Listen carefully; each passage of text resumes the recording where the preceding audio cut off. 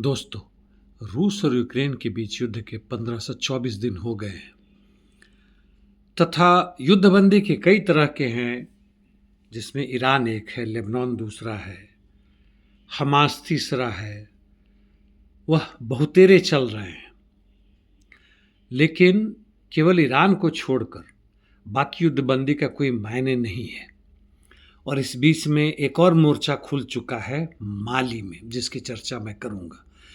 तो सबसे पहले रूस यूक्रेन के बीच चल रहे युद्ध के बारे में संक्षिप्त में यानी प्रमुख घटनाओं पर बातें करें तो जापोरिजिया में रूसी आक्रमण हुलियाई पुल और इर्द गिर्द के क्षेत्रों में बढ़ रहा है। यूक्रेन ने और ऊपर में नोवोग्राइहोरिवका में प्रवेश कर लिया था, लेकिन कुछ खास सफलता मिली नहीं। रूसी सैनिकों ने ओरिखो के उत्तर में भी आगे बढ़ने की कोशिश की है, कुछ सफलता भी पाई है, जबकि निप्रोपेट्रोवस ओब्लास्ट यानी सटे हुए राज्य में रूसी सैनिकों का बेरेजो पर कब्जा है, जबकि यूक्रेन ने वोरोन पर कब्जा कर लिया है आईएसडब्ल्यू के हिसाब से। पूर्व में मुख्य रूप से कॉन्स्टेंटिनिवका क्षेत्र में यूक्रेन का काउंटर अटैक सिटी के अंदर काफ़ी ज़बरदस्त है। इसके बावजूद रूसी सैनिक आगे बढ़े हैं सेमीवेट्रोवका माइक्रो डिस्ट्रिक्ट तथा सटे हुए क्षेत्र दोल्गा बाल्का में, जबकि रूसी सैनिक स्टेपानिवका से भी आगे बढ़े हैं कॉन्स्टेंटिनिवका की तरफ। और कुछ स्थिति चासिव यार की तरफ भी लड़ाई जारी है, जहां से रूसी सैनिक लगातार कॉन्स्टेंटिनिवका की तरफ बढ़ रहे हैं। और ऊपर में देखें तो सिवर्स्क से भी कुछ हद तक रूसी सैनिक आगे बढ़ रहे हैं स्लावियांस क्षेत्र में। नॉर्थ ईस्ट यूक्रेन में यानी लाइमान में जबरदस्त अटैक और काउंटर अटैक दोनों सेनाओं के बीच में जारी है, खासकर पूर्वी लाइमान और कुछ हद तक पूर्व पश्चिम लाइमान में भी। जबकि कुपियांस्क की बात करें तो रूसी सैनिक अब धीमे धीमे रीग्रुपिंग करके फिर से अपनी ताकत बढ़ाकर आगे बढ़ने की कोशिश कर रहे हैं और हाल फिलहाल में खोए हुए क्षेत्रों में आगे बढ़ने की कोशिश कर रहे हैं कुपियांस्क सिटी से आसपास के क्षेत्रों में।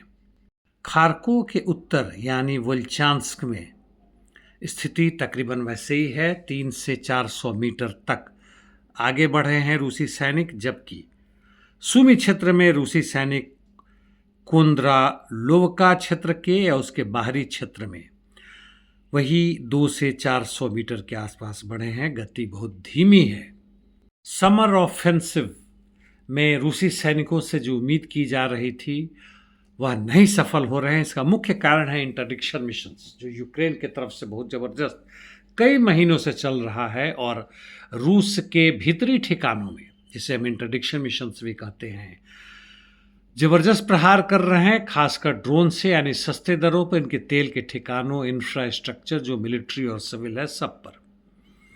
और वैसे रूस का भी लगातार काउंटर अटैक जारी है। ओडिशा पोर्ट पे उन्होंने कल मारा, चेर्निहिव, सूमी, खार्किव और अन्य क्षेत्रों में। वैसे यूक्रेन ने सेवास्टोपोल में काफ़ी समय के बाद से इतनी भारी संख्या में कॉम्प्लिकेटेड ड्रोन अटैक की, यानी कई दिशाओं से मारा और कई सैकड़ों की तुलना में, पहले की तुलना में सैकड़ों यूएवीज का इस्तेमाल किया। युद्धबंदी का कोई हाल फिलहाल में नज़रबंदी नहीं आ रहा। चलते मध्य पूर्व में ईरान की बात करें तो यहाँ के विदेश मंत्री सेंट पीटर्सबर्ग पहुँच गए हैं। काफ़ी जगह घूम फिर रहे हैं ये। इस्लामाबाद गए, अमेरिकी प्रतिनिधियों से बात करने से इनकार कर दिया था, वो आए भी नहीं। वापस वहाँ से ओमान गए, फिर वापस इस्लामाबाद आए थे और अभी पीटर्सबर्ग पहुँच गए हैं। क्या ढूंढ रहे हैं, क्या नहीं कर रहे हैं, कहना मुश्किल है। एक जगह मैंने देखा कि इनका यह भी कहना है कि युद्ध के दौरान कुछ खटास सी पड़ गई थी ईरान और रूस के बीच के संबंध लेकर। क्या खटास है कहना मुश्किल है। संभवतः यूरेनियम संवर्धन पर लेकर होगा। रूस संभवतः संवर्धित यूरेनियम को उठाकर अपने यहाँ लेके जाना चाहता था, जिस पर अमेरिका ने भी आक्रमण किया था, लेकिन ईरान ने कहा कि नहीं, ये हमारे पास ही रहेगा, हम इसको सुरक्षित रखने में समर्थ हैं। और ईरान की पूरी तैयारी चल रही है। जहां तक स्ट्रेट ऑफ हॉर्मुज की बात है, अभी भी नाकेबंदी जारी है अमेरिका की तरफ से, लेकिन फिर भी आवाजाही चल रहा है। भारत के दक्षिण क्षेत्र में, आंध्रा वगैरह में काफ़ी लंबी लाइन लगी थी, दिल्ली में छोटी मोटी लाइन लग रही है पेट्रोल और डीजल के लिए। अन्य क्षेत्रों में भी यह स्थिति होने वाली है, लगातार दिख रहा है। अभी 5 राज्यों के चुनाव, जिससे बंगाल प्रमुख है, के कारण इसको रोका जा रहा है, नहीं तो काला बाजारी तो पूरी तरह से जारी होगा और इनके दाम भी बढ़ेंगे। लेबनान में लगातार जहां सीज फायर 16 अप्रैल से ही लागू है और 10 दिन के लिए एक्स्ट्रा भी बढ़ाया गया था अमेरिका के राष्ट्रपति ट्रंप के हिसाब से, लेकिन युद्ध जारी है और आईडीएफ ने बॉम्बिंग करके कल यानी संडे को 14 लेबनीज को मार दिया। अभी तक ही तथाकथित युद्धबंदी के बाद से 357 से अधिक लेबनान के लोगों की हत्या कर दी इजराइल ने। इस बीच में लेबनान ने आक्रमण किया आईडीएफ के सेना पर, जो कैजुअलिटी इवैक्यूएशन कर रहे थे हेलीकॉप्टर से। उसमें एक सार्जेंट और एक अन्य को मार दिया। और ताइबे नामक जगह पे वहाँ भी इन लोगों ने एक टैंक उड़ा दिया। कुल मिलाकर युद्धबंदी के बाद से 3 को हिजबुल्लाह ने मार दिया है, आईडीएफ के सैनिकों को। और उत्तरी इजराइल में लगातार ये भी रॉकेट और खासकर यूएवीज से यानी ड्रोन से आक्रमण कर रहे हैं।